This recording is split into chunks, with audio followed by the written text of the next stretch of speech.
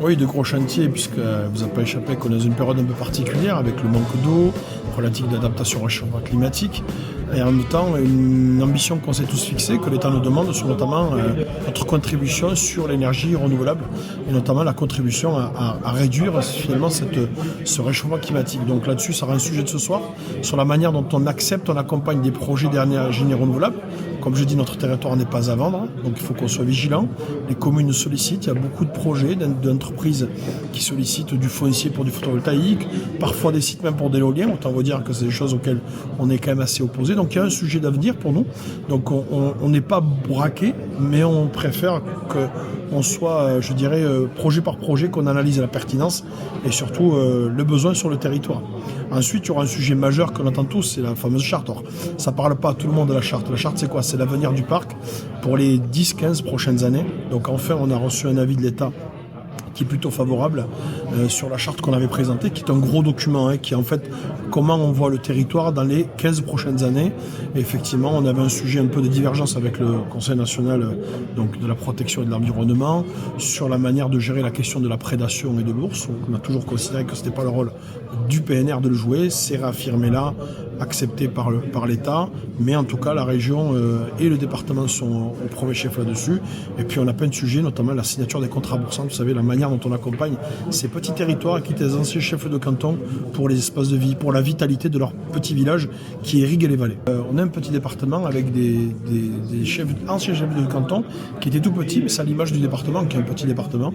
L'objectif était d'accompagner sous forme d'ingénierie les communes qui sont des petites communes. Je prends l'exemple de Sainte-Croix-Volvestre ou de Castillon.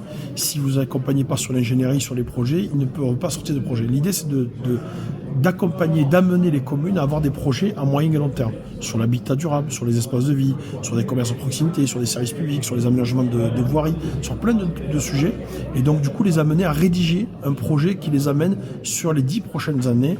C'est en gros l'ambition de la commune. Et leur dire, là-dessus, on va vous accompagner de façon spécifique et de façon significative.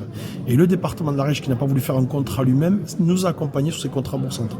Je prends l'exemple dans le Couserans. Le Couserans, c'est le Volvestre avec Sainte-Croix, c'est Castillon, c'est Sex-Oust, c'est la Bastille de Céroux, c'est le Massat, Saint-Giron, Saint-Lizier, bref. Voilà, vous imaginez les territoires que ce sont, mais ce sont des territoires qui irriguent un certain nombre de petites vallées autour et dont les villageois et les habitants aujourd'hui considèrent que leur bourg-centre à eux, ils sont là. Et donc pour qu'on ait tous les services présents et qu'ils puissent se développer, voire de ne pas les perdre et voire d'en contribuer à l'essor de leur territoire, il faut les accompagner par des aides significatives sur des projets. Voilà. C'est amener les élus à avoir un projet à moyen et long terme pour leur propre canton, ancien canton, pardonnez-moi, leur vallée. On va dire les vallées parce que les vallées, c'est quelque chose qui porte bien. Merci. Le 31 juillet, en fait, on fête les 10 ans du Bouquetin. En 2014, c'était les premiers lâchers du Bouquetin, vous savez, disparus depuis plus d'un siècle dans ce massif pyrénéen ariégeois. Donc là, aujourd'hui, grâce à mes prédécesseurs qui avaient fait un travail colossal, on va fêter les 10 ans. Et rien de mieux pour fêter les 10 ans que de faire encore une réintroduction, puisque je vous rappelle que cette espèce se porte très bien sur nos Pyrénées ariégeoises. Donc du coup, on va faire une belle fête à Husto. Ça sera le 31 juillet. Voilà, on fêtera nos Jeux Olympiques à nous finalement dans le massif pyrénéen-ariégeois avec l'ensemble des élus, avec l'ensemble des services de l'État. Et on va réintroduire des bouquetins et puis on va faire toute une valorisation de l'espèce sur la manière dont l'espèce se comporte, mais aussi une valorisation de la biodiversité sur ces magnifiques territoires du Stou dans le Couserans. La charte aujourd'hui, si tout va bien, elle est signée quand? Enfin, officialisée quand? Officialisée, j'espère que d'ici un an, un peu moins d'un an, on aura la signature officielle. Normalement, c'est maintenant le Premier ministre, s'il est toujours là dans les prochaines semaines et prochains mois, qui signera le document officiel, puisque c'est le gouvernement qui signe l'arrêté. En fait, c'est comme un nouveau PNR, en fait. Voilà, c'est la prorogation, parce que c'est une charte, mais le processus, c'est comme si c'était un nouveau parc naturel des Pyrénées. Donc là, pour le coup, on espère qu'en 2025, on aura la signature officielle.